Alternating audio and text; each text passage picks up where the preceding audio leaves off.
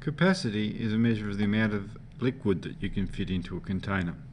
To work out the capacity of a container, it's usually best to work out its volume in cubic centimetres first. So this shape here is a pyramid turned upside down. So the formula for the volume of a pyramid is V equals 1/3 times the area of its base times its height. So that means 1/3. Now the shape of the base of this is a square. So to work out the area of a square, it will be, in this case, 28 centimetres times 28 centimetres is the area of the base, times the height is 50. You can check me on the calculations here. I've done beforehand, so it works out to be 13,066.67 cubic centimetres. But we will ask for the capacity. Now capacity is always, it's a measure of how much liquid you can put inside a container, and liquid is measured in litres. Now it's useful to know these conversions at the top of the page, but you can see that every litre takes up 1,000 centimetres cubed. Here we've got 13,000 centimetres cubed, so it's going to be a bit over 13 litres. Or, if you like, to change from centimetres cubed into liquid in litres, you're going to divide by 1,000. So that means the capacity is equal to cubic centimetres. As 1,000 cubic centimetres make up a litre. Divide by 1,000 means move the decimal place 3 positions. 13.066 litres will fit inside there. This is sort of a hemispherical bowl, so it's half a sphere. The formula for the volume of a full sphere is V equals 4/3 times pi r cubed. But we here have only got half a sphere, so we're going to get that, our answer to that, and times it by half. So we've got a half, or 0.5, times 4/3 times pi, 3.142, times by the radius cubed. That means 15 times 15 times 15. Okay, you can work it all out on your calculator. Works out to be 7,069.5 centimetres cubed. But remember, there's 1,000 centimetres cubed, which make up a litre. So if I was to divide this by 1,000, move the decimal place 3 decimal places, or do it on your calculator if you have to, the capacity will be 7.069 litres. Got another question down the page. I'm just going to pause for a moment. One of the first things I've noticed when I read through this question was that we've got some different units here. We've got this measured in centimetres and this measured in metres. Beware of questions like this. Always before you start, make sure you're working in consistent units. I think it'd be best here if we worked in centimetres. So I'm going to change that 1.2 metres into centimetres, times it by 100, 1.2 times 100. So that really is 120 centimetres long for 1.2 metres. Now the 3 questions asked here. Firstly, you have to work out the capacity of the trough if it was full right to the top. Now to do that, you can see it's a prism in shape. It's got a cross-sectional shape of a trapezium and then sides which just come up all round from it. So that means that the formula for its volume is going to equal the area of its cross-section times its height. But we need to know the area of this trapezium before we go too much further.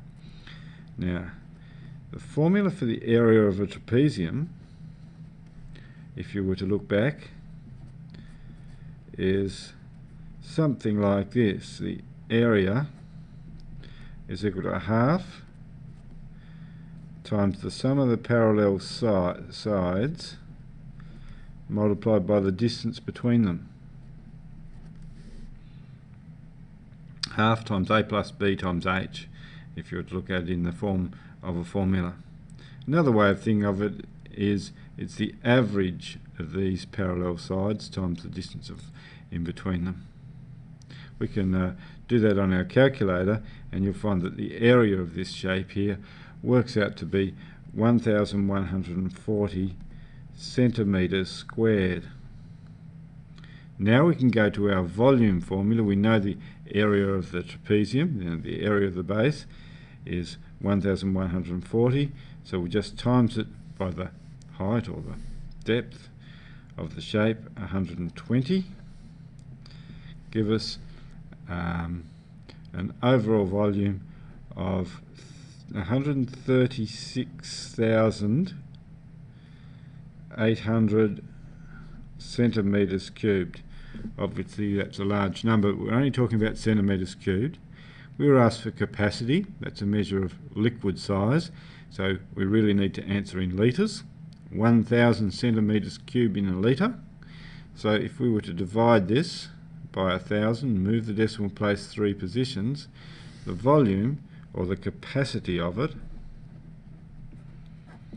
would equal 136.8 litres, would fit inside there. Part B of the question says find the amount of water in the trough when it's filled to half its height. So what we're doing is we're looking at this shape here, which is also a smaller trapezium. I guess if it's half its height, it's only going to be 15 centimetres in height. This base will still be 26. What about this distance here? Well, what I'm thinking is if that's halfway up the trapezium, that distance from there to there is going to be the average of 26 and 50. If you were to average 26 and 50, you'll get that distance here. So 26 plus 50 divided by 2 for the average. Don't forget to press equals after it's on that top here. 38 centimetres is the distance across the top of our smaller trapezium. Now, if we want to find out the area of that trapezium, it just becomes like this last question we've done here. Work out the area of that trapezium. Half times A plus B is 26 plus 38 times by 15 equals, and you can do the calculations yourself, it works out to be 480 centimetres squared is the area of that trapezium. And to work out the amount of water in there, volume equals the area of the base, which is our smaller trapezium, times the height will still be 120.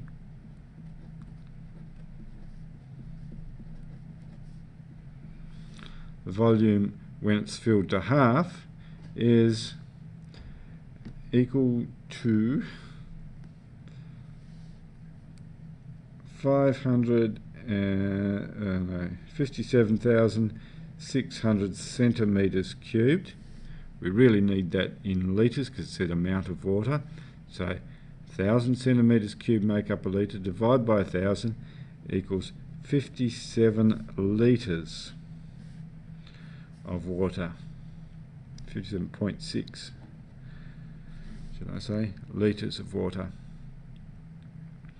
And that's just about answered. Oh, one thing you might notice is it's filled to half its height, but the that's 57.6 is a bit less than half of 136, isn't it? And you'd expect that because the shape is tapered out. So this bit here is going to have more than, even though it's filled to half its height, this bit here is going to have more volume than this bit here.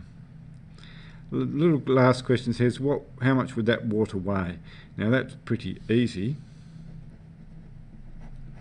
because every litre of water weighs 1 kilogram. That's one of the beauties of the metric system. It's sort of designed so that computations like this can be easy. A litre of fresh water weighs 1 kilogram. We've got 57.6 litres here, so the weight of water